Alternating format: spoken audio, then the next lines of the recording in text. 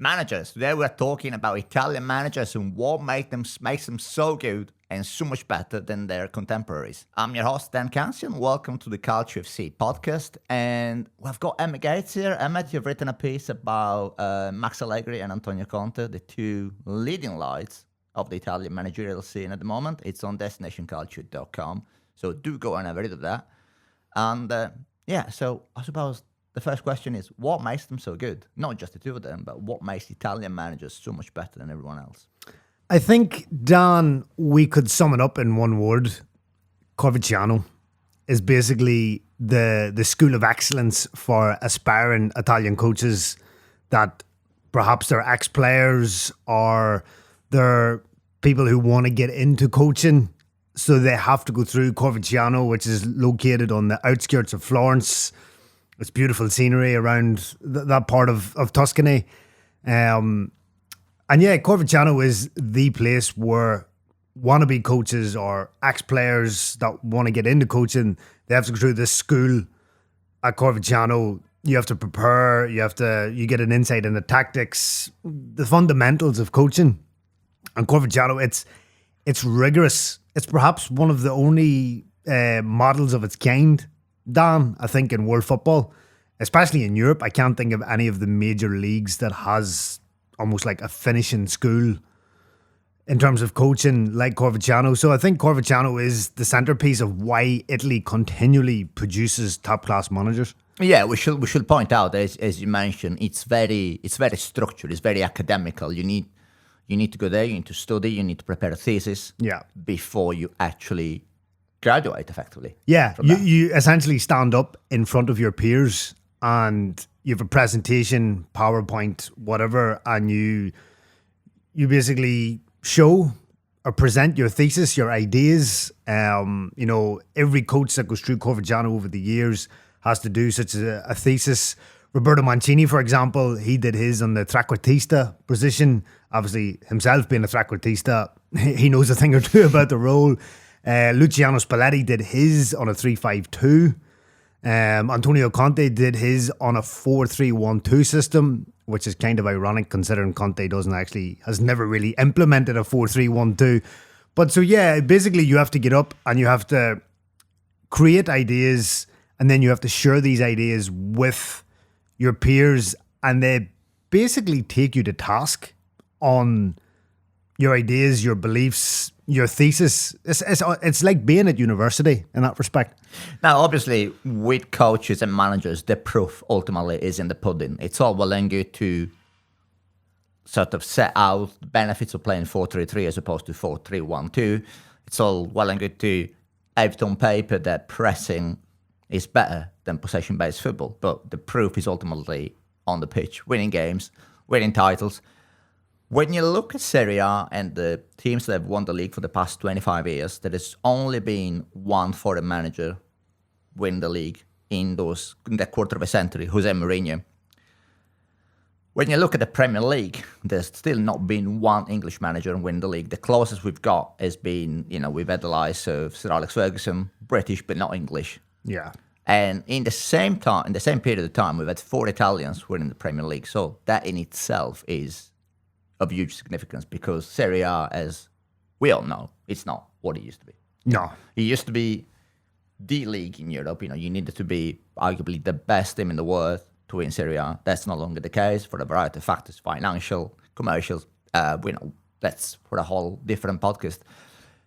But do you think that there is an element of Italian coaches being so good that they can actually go abroad and prove themselves to be so much better than their German rivals, French rivals, Spanish rivals, English rivals, for example? And is that down to Coverciano or is it down to other factors? I think at the heart of it, it's rooted in Coverciano because Italy, over the decades, has adapted a tactical approach to how to win football games. Every coach is steeped in tactics and they've got a plan A, a plan B. They've got variations of a system. Famously, was it Jose Mourinho or Pep Guardiola when they faced off against Giampiero Gasperini? They likened it to going to the dentist. It was Guardiola, yeah. Because Gasperini changed system so many times within one half of football. So Italian coaches, they have such a good bedrock of systems and formations and switches, and I think there's not the focus on tactics and systems as there is in other countries and other cultures. So I think that prepares Italian managers to go out into the world beyond Serie A, and they almost have a leg up because they're so well versed in tactics, where in England the onus on tactics has only maybe increased in the last 10 years after Guardiola arrived and Jurgen Klopp arrived. But before that, English football tactics, not that it was a dirty word, but it was just like, look, we'll focus on us, we'll not worry about the opposition. So I think that's why Italian managers have done so well, is because the fact that Coverciano has trained them and molded them to an extent where they can go out into the world. Is there also a case that they may have benefited from the decline of Serie A insofar as where you don't have the best players, you need to be a better manager? In other words, you know, it's the old saying about having a team that is more than some other parts. You know, it's all well and good to win games when you have the best players available in the league or in Europe, as is the case for the likes of, you know, Real Madrid and Barcelona over the years, and Liverpool these days.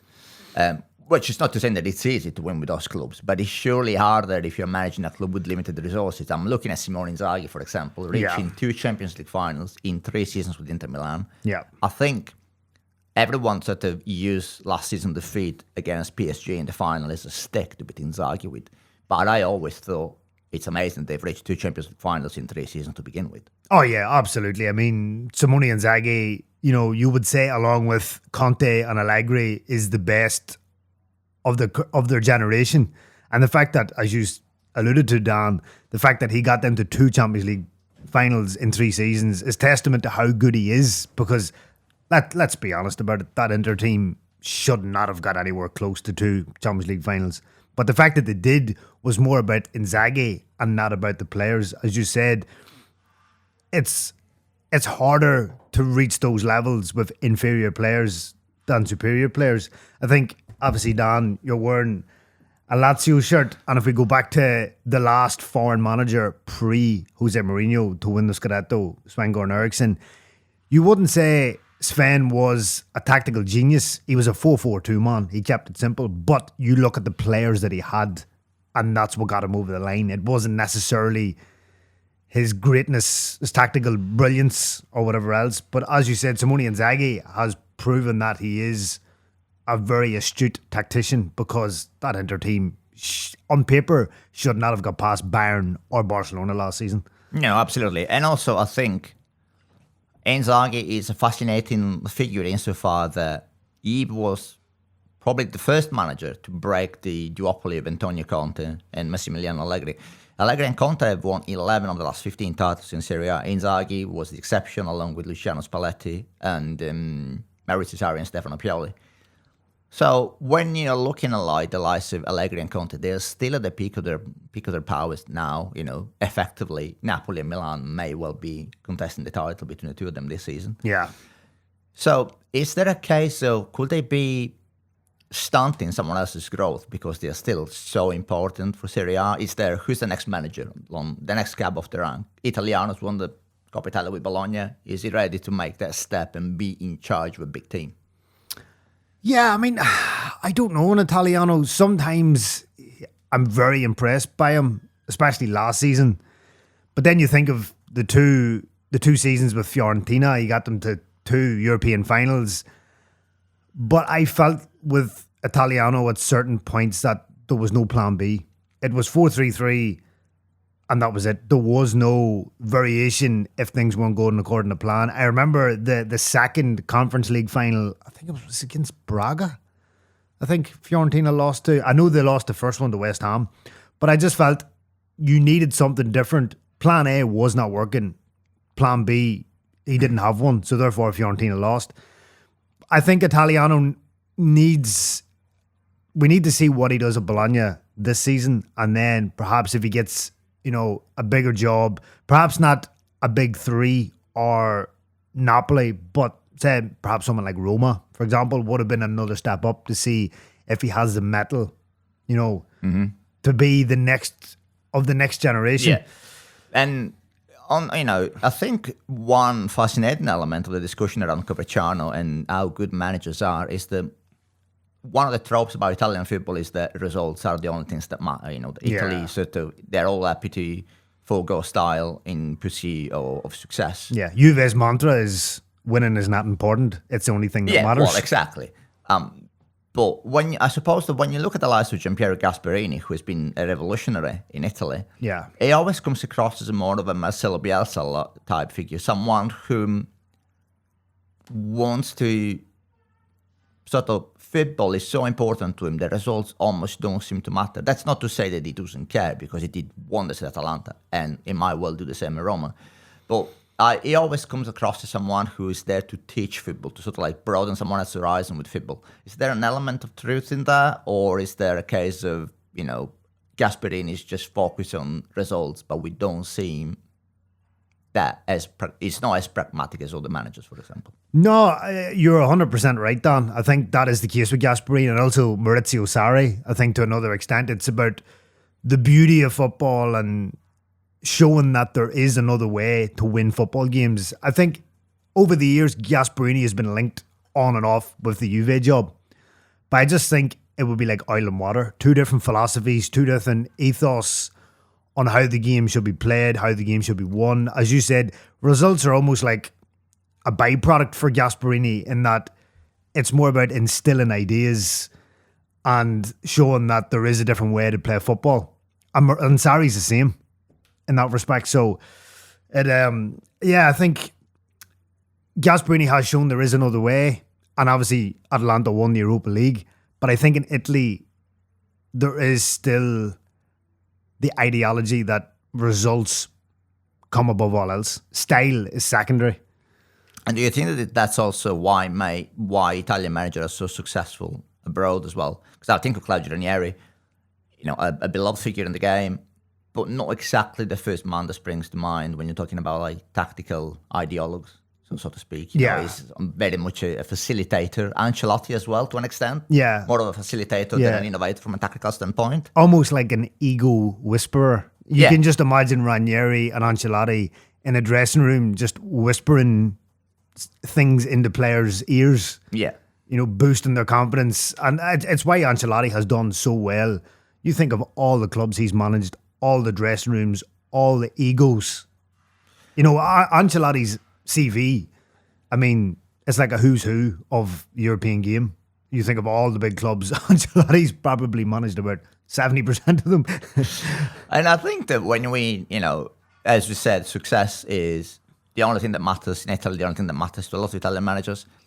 But I do think there is an element of, we tend to forget that we've had some great Italian managers that did not win anything or won relatively little. Yeah. Back in the 90s, you had Emiliano Mondonico at Torino, a great manager insofar that he took what was effectively a newly promoted side to a UEFA Cup final, which they arguably should have won against Ajax. They lost on away goals? They lost on away goals, yeah.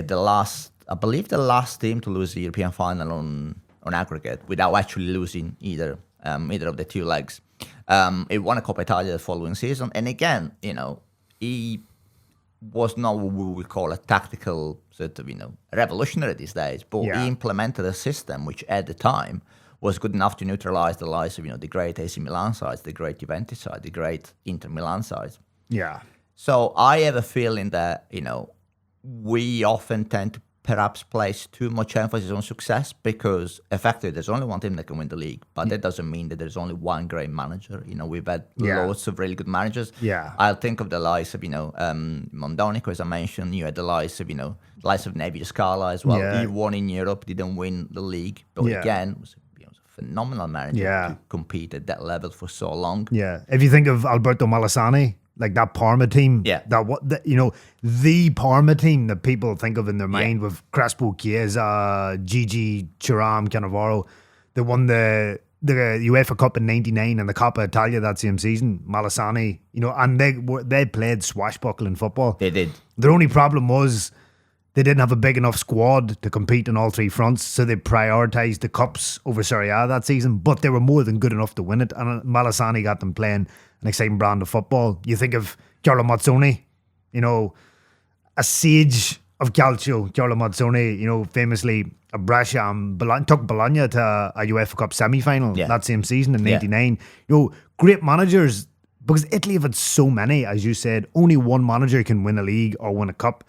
But Italy, especially in the 80s and 90s and 2000s, it was littered with quality coaches. Yeah, absolutely. And I think that's a point that we should be making, because it's not a modern phenomenon that Italy is dominated by Italian managers, because since 1970, I believe, only four foreign managers other than Mourinho, and Eriksson have won Serie A. That it's 4 managers in 50 years. Which Ballack did it with Juventus in 72 and 73. Nils Lidholm with Roma and AC Milan in 79 and 1983.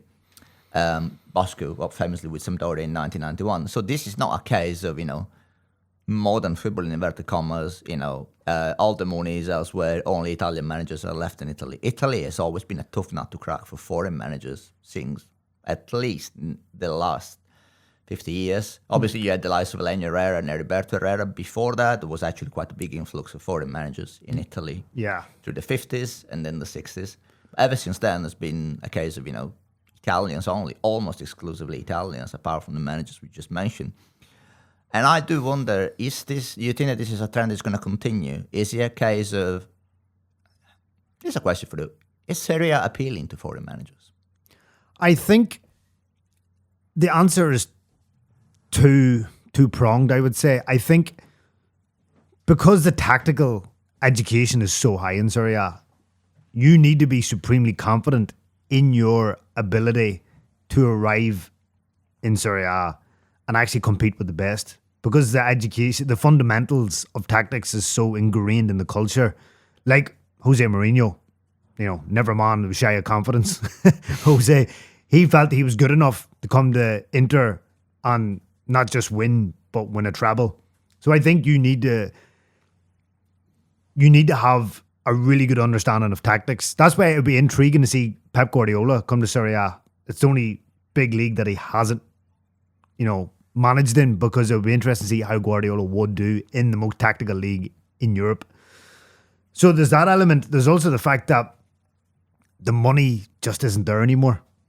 I think for foreigners, Serie A perhaps is appealing, but if the money's not there and there's not ambition of owners to meet a prospective foreign coach's ambitions, then they won't arrive.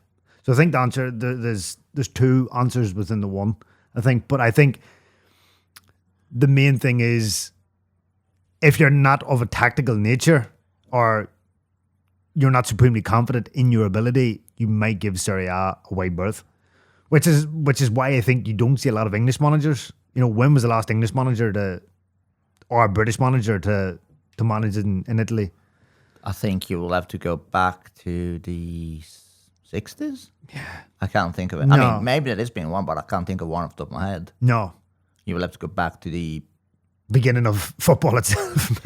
Well, ironically, a lot of English managers did get the sport off the ground. Yeah, in Italy. exactly. And a lot of them did manage, and they won the league as well in the early 50s. But no, I agree with you. I can't think of a manager off the top of my head. And I also think there is an element of Italians know, well, we produce the best coaches in the world. Why do we need to go outside when we can promote from within? Because Coverciano is such a trusted model for prospective coaches and ingraining them and educating them on how to be a top level coach. They don't need to look outside. And I think when they do look outside, we've seen with Milan last year on their car crash of the season, when they hired Paulo Fonseca and Sergio Conceição, the results aren't that good. So it's, why not promote from within? Why not give Vincenzo Italiano a chance or Rafael Palladino a chance?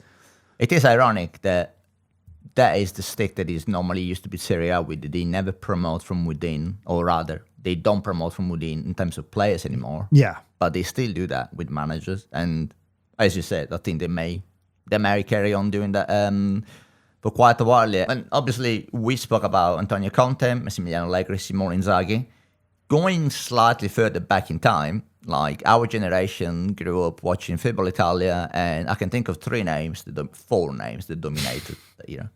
Fabio Capello at AC Milan, Arrigo Sacchi before him, Giovanni Trapattoni Inter Milan, and Marcello Lippi Juventus. Yeah, I mean, so of those four, they're very different managers, very similar but very different managers within themselves. Yeah.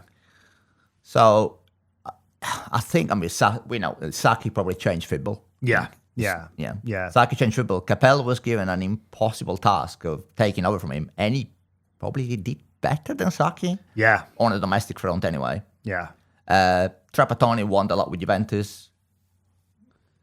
Probably the only man to challenge Sacchi domestically when he was at Inter Milan, with the German... Yeah, the German trio. And then Marcello Lippi, who effectively took Juventus into modern football. Juventus reached 3 Champions League finals in a row, won only one, lost the other 2. And they were by far the best team in Europe. I mean, Sir Alex Ferguson always spoke about how Juventus set the benchmark for everybody in Europe. So beating Juventus, even, it was their team that he wanted to take down because they were the torchbearer of football. Yeah. So just of those 4, who do you think had the bigger impact on Italian football, and how did they change Italian football? I mean, it has to be Sacchi, because I think if you think of Italian football pre-Sacchi and post-Sacchi, pre-Sacchi, every team had a libero. And for the younger viewers out there, the younger listeners, the libero basically received the ball from the goalkeeper and would initiate attacks. Basically almost like what Virgil van Dijk does today, or what Leonardo Bonucci did for Juventus alongside Giorgio Chiellini. Every team had a libero and every team had a trequartista. And Sacchi was like, nah, that's antiquated. We're getting rid of that now. It's 4-4-2. It's zonal marking. It's a high press. We're going to squeeze teams. We're not going to give them space to breathe. Sacchi changed the game, as you said earlier, Dan. Post-Sacchi, every team... The problem then with something when it's so successful, everyone tries to replicate it. And in the end, it just becomes diluted and diluted and diluted. We saw it with Catenaccio in the 60s. Helenio Herrera's was brilliant. People copied it, and it just became ultra defensive. Yeah, that's the problem we're having now with Pep's football. Yeah. It's not that Guardiola's football is inherently boring or that is, it leads to defensive disasters. It's the fact that if you play in League One and you're trying to emulate him, you don't have the players to copy that kind of football. Yeah. So as you're saying, one thing is playing 4-4-2 and press the team out when you have the likes of Gullit, Van Basten, Rijkaard, and Ancelotti in their prime. Yeah. Quite another is doing that with Cagliari or Pisa at the time. Yeah. So basically then what you had post-Sacchi, or as Sacchi was leading Milan to glory, every team in Serie A got rid of the libero, and then number 10s almost become extinct. You think of Gianfranco Zola had to go to Chelsea because Ancelotti, who was a Sacchi disciple at the beginning, basically said there was no room. Ancelotti famously rejected Robbie Baggio at Parma as well. He was like, I play 4-4-2. I've Hernan Crespo and Enrique Chiesa up front. I've no room for you. Number 10s almost became relics, and that was a direct consequence of Sacchi and his 4-4-2. And famously, Sacchi then wore out his players like Van Basten, Hullet. They got sick of his methods. So I think Sacchi had the greater impact in terms of how he shifted the paradigm in the Italian game, because one position become extinct, the libero never come back, and the trequartista more or less did. Obviously, Del Piero and Totti utilised the role or interpreted the role, but they did it differently. Del Piero was started as a left winger under Marcello Lippi in a 4-3-3 and only kind of become a number 10 after he tore his cruciate ligament. Totti was a different animal in that he could play as a number 10, he could play off the left, he could be a false 9. But I think Sacchi definitely had the biggest impact on it. And every team in Italy and every team since has been compared to Sacchi's Milan. Pep's Barcelona and anyone that comes after. Yeah, I mean, I personally don't think there is anything that comes close to Sacchi Milan. If you've not seen Sacchi Milan in their prime, I would strongly recommend to go on YouTube and watch his Milan's performance against Real Madrid in 1989, was it, at home? Yeah. So Milan trashed Real Madrid 5-0. The speed that they play is astonishing. You watch football from the 80s these days and you're thinking, bit slow, bit ponderous. Yeah. None of that. Obviously, the managers we mentioned, Sacchi, Trapattoni, Capello, and Lippi, there is a common thread running through them, which is, well, first of all, they were all rather unique in their own right, in the sense that, Lippi had his cigar, Capello was a stern figure, Sacchi, the absolute visionary who, as you say, changed football. Trapattoni, perhaps floating in between, a man who was successful, incredibly successful as a player. Trapattoni, we should mention, he came through Milan as a player under Nereo Rocco. Nereo Rocco was a man who perfected Catenaccio. Did not invent it, as some claim. That was invented actually in Switzerland, I believe. Yeah. But he was a phenomenal manager in his own right. But the common thread running between them is that they all sort of tested themselves on the international stage. And Lippi obviously won the World Cup in 2006. Trapattoni didn't fare as well with Italy, neither did Sacchi. And, I think the less we say about Capello's staying in charge of England, the better. Capello's staying in charge of England is best remembered for his index, in which he was rating players, which, so that tells you everything about the football. And banning ketchup. Yes. But I think it's interesting, isn't it, that going back to what we were saying earlier about results being the only thing that matters in Italy, there is this pragmatism that runs through the managers. Yeah. Sacchi perhaps was so enamored with his own ideas that he always refuted pragmatism. Sacchi famously went to take charge of Italy and everyone expected him to do what he had done at AC Milan, which was never going to work. Which was impossible, especially when you have players maybe, 20 days out of a whole year. It was never going to work. Yeah. And the fact that they thought that it could work was madness. It is. And then you have Trapattoni, who, as we said, won everything with Juventus in the 70s, won the UEFA Cup and the Scudetto with Inter in the 80s, did well at Fiorentina in the late 90s. Yeah. And then he's parachuted into the Italy job. And again, he looked a man, sort of like an analog man in the digital era. Yeah, he was, by the time he gets the Italy job, what was it?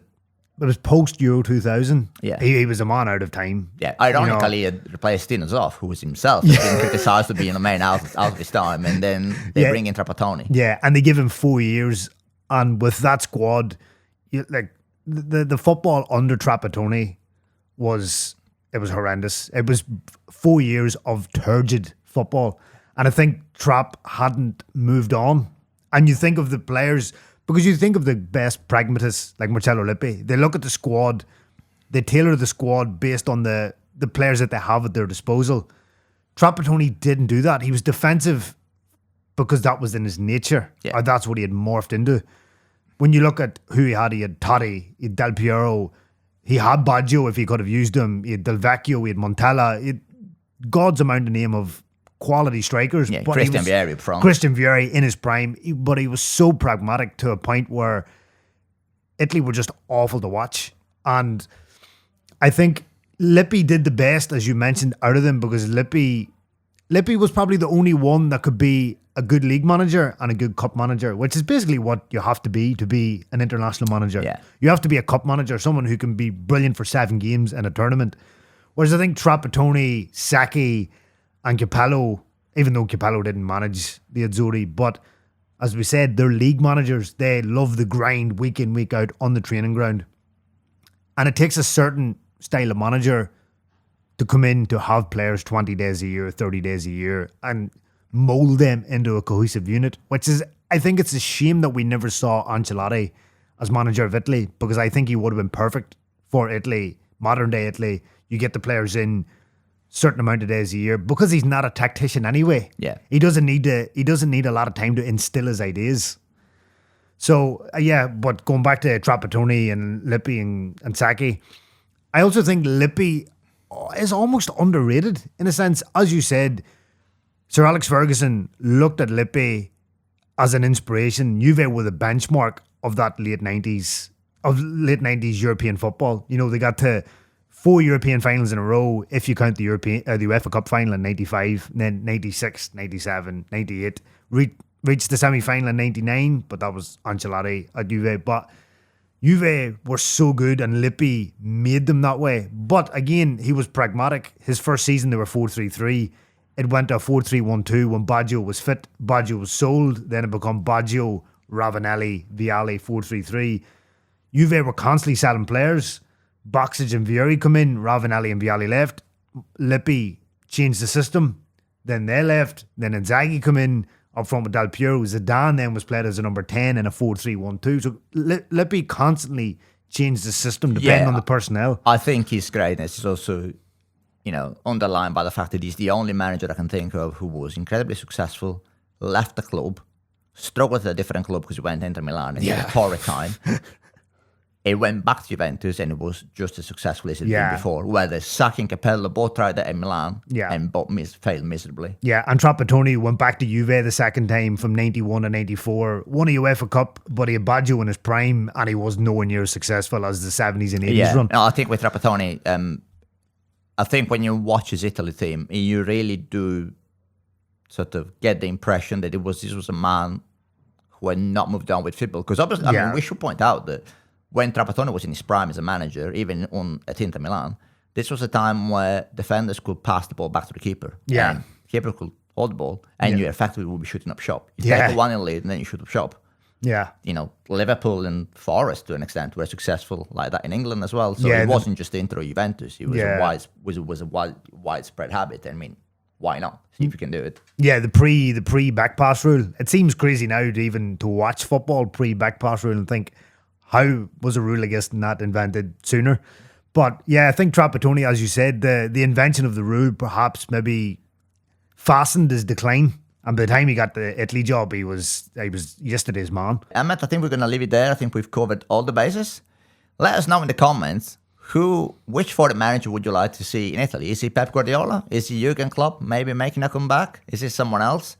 And also, do let us know why you think whether Italian managers are A, the best in the world, and B, what you think makes them so special.